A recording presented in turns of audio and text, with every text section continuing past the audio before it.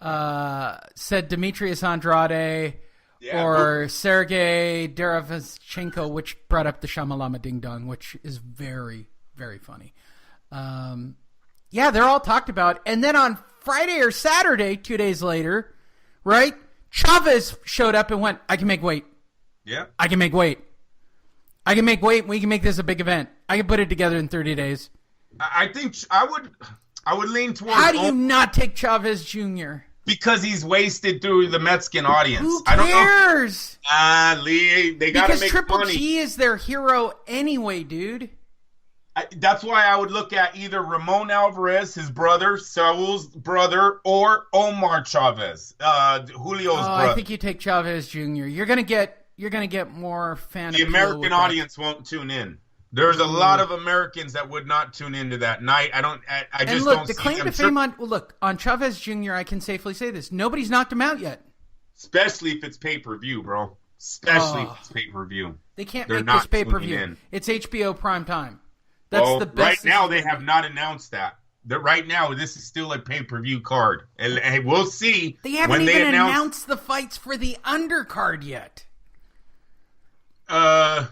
No, but they have. This is a pay-per-view event, Lee. Triple G versus Canelo is not HBO. Man, this is just a shit show. They've got to stack this card. If you're not going to give Triple G a big name opponent, then you got to stack the card. And how are you going to stack the card? We're 30 days out. Like on Monday, there better be a huge announcement with all kinds of activity. It's coming soon. Yeah, you're absolutely right. They've waited long enough. The announcement has to be made soon. I'm looking up for the undercard right now. Are you sure there's not an undercard? I mean, there is, but it's nothing. It's a bunch of tubba shit. But that's fine as long as there's already one. Yeah, obviously you're going to co-promote this with Golden Boy, and you're going to just absorb the card. Like, obviously everything's in place. They've already said it's going to be the MGM. They have not put tickets on sale at the MGM Grand yet. I've been kind of monitoring this situation. And by the way, let me say this right now. This is a great opportunity to go see Triple G. The prices dropped a little bit in Vegas after they canceled the fight. So it's a good chance for you to go to Vegas on Cinco de Mayo weekend and act like an idiot. There is no better place to be to act like an idiot for Cinco de Mayo than Vegas. It is literally as good as New Year's Eve, in my opinion.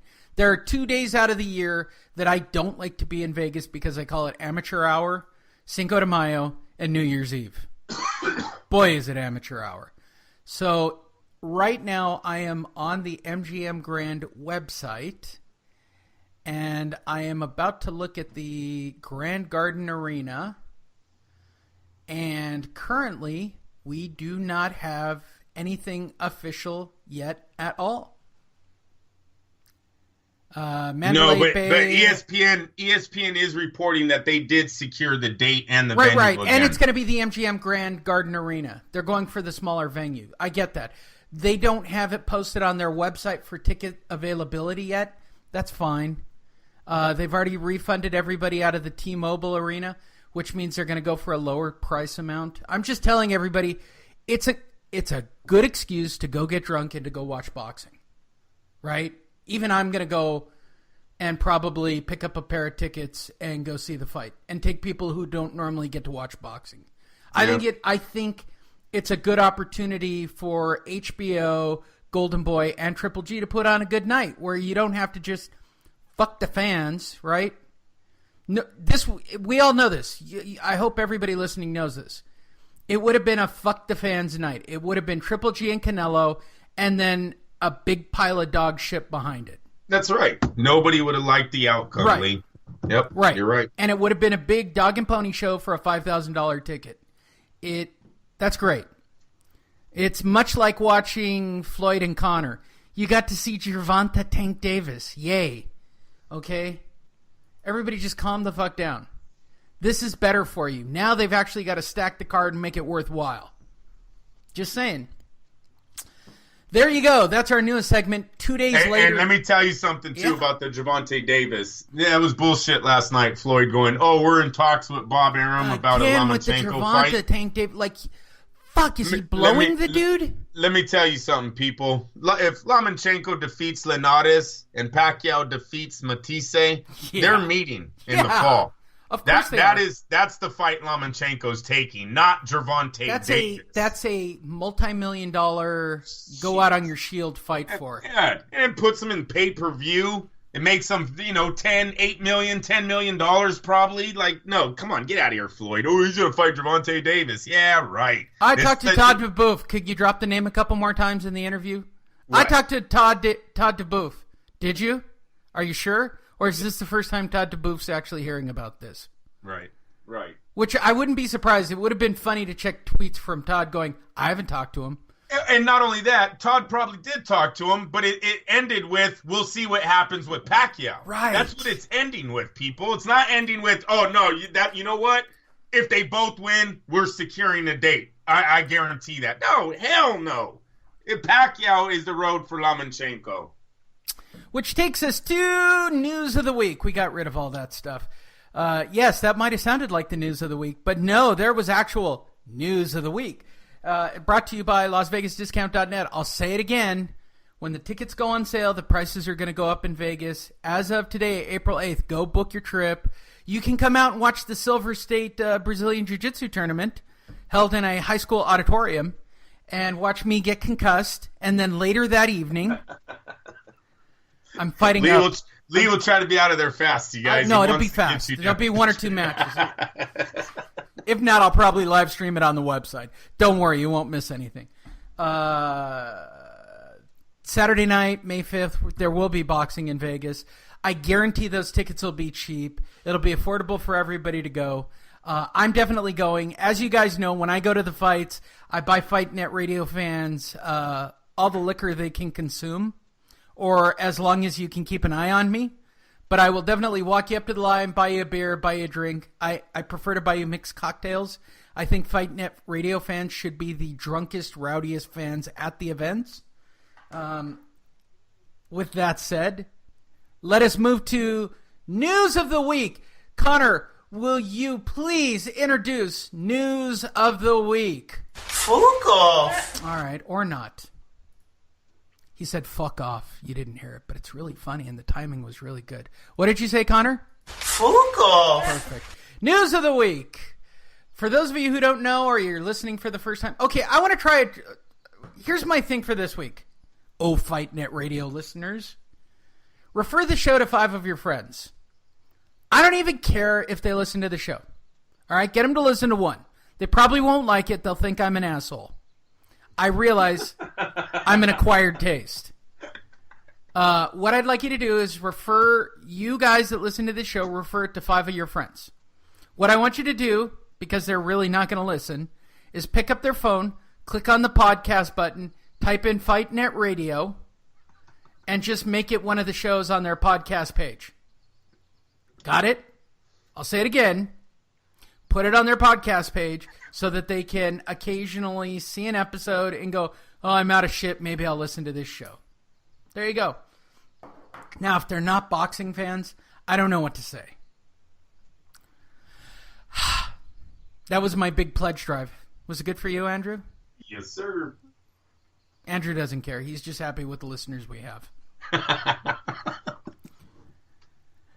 Back to News of the Week. Let's start off with the heavyweight division. Joshua and Parker. So how did it all play out? More viewers were interested in Anthony Joshua against Joseph Parker than his previous appearance. So the heavyweight title unification fight was watched by 379,000 people. It averaged 346,000 viewers, according to a Nielsen study. That's Saturday afternoon, though, Lee. Yeah, Saturday afternoon. The replay reached 483,000, which gave them a total. Are you ready for this? For an English heavyweight champion, 848,000 people on that Saturday watched Anthony Joshua. Yeah. Yep. Not bad. Again, no, it's a if good, you're it's drawing a good number. I'm going to say this.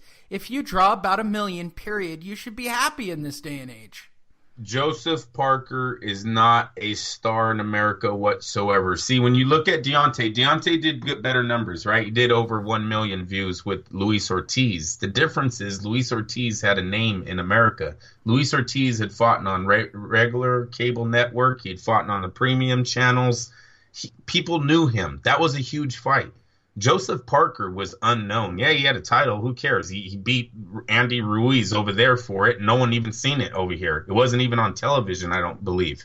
Okay, so the fact that Joshua got 848,000 views basically on his own, that's a really good number for this guy who's limited, has limited fans over here in America. He hasn't been over here too many times. Yeah, the Klitschko fight is huge for diehards, Lee. We know that Klitschko wasn't that big in America. So it's not like when he beat Klitschko, it's not like he took out Muhammad Ali and everyone in America was like, oh my gosh, he just defeated the legend Klitschko.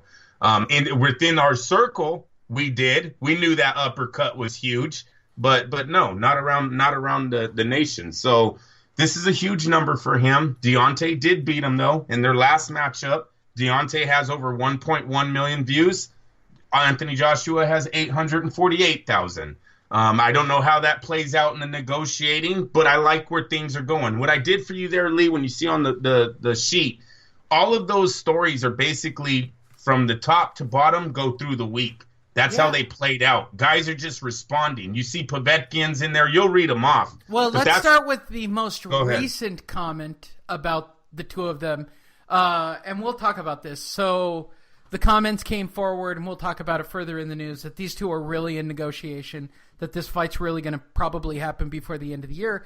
So the most recent person interviewed on the topic was, anyone? Mike Tyson. That's right. Last night, a very drunk Mike Tyson was asked what he's living the life, Lee. Dude, Mike was ripped. He ain't training. That's all right, Mike. You be you. Yeah, but I thought he was like a sober guy. I thought he was like me. No. I thought he was like a 12-step program guy. Oh, nah. Yeah, no, you're probably right on that one. He might have taken booked up last night. He might have taken a few of those classes, you know. I'm sure he has. But did you not? Would we all agree that Mike was a little buzzed last night? Remember that one time he got pulled over in Arizona with the A-ball on the passenger seat? I'm sure he went to a 12-step program after that I'm sure you did. Yeah. By the way, people ask me this all the time. Do you miss drinking? No. But I miss the 8-ball of cocaine on the seat next to me. Fucking cocaine's a powerful fucking drug, dude. That is some crazy ass shit. I digress. Yes. See, I was starting to get excited talking about cocaine.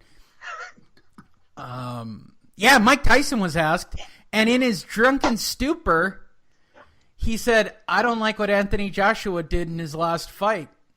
Whoa. So... What do you mean, Mike? How do you think the fight will turn out? I think someone will get knocked out. Good job, Mike. Good job. That's all we got out of Mike. He smiled and wanted to talk shit against Deontay. Yeah, exactly. Because they did load the question up. I'll give Gray credit because he fucking hammered everybody last night. I don't know what was up with Jim Gray hammering everybody. That's him. Yeah, that's Jim Gray. Jim Gray hammered Tyson while drunk. And said he was looking for a comment because, for those of you who don't remember, Deontay Wilder talked shit and said he'd knock out Mike Tyson. Mike, what do you think about his chances about either of these guys fighting you? And Mike said something to the effect, in his drunken haze, if I got the quote correct, I don't know. We'd have to put on gloves and figure it out. Roughly. No. He said, he goes, darn it, Lee. He goes, he's getting better. He's getting better. He's getting better. That's what he said. Yeah. And then Gray is like, he's been fighting for 10 years. He's got tenure. No, he's not getting better. He's getting tenure. I thought he said he was getting tenure, not better.